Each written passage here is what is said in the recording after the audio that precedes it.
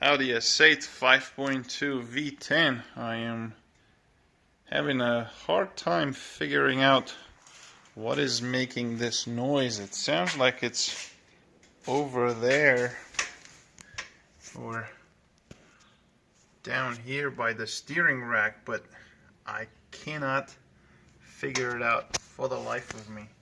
So check this out.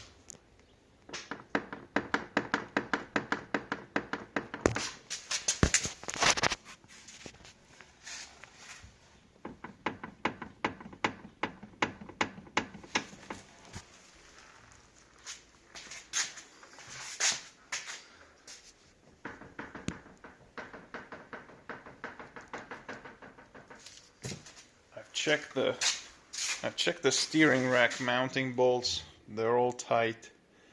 I am now gonna tighten the preload on the rack. I have no idea. I'm stumped.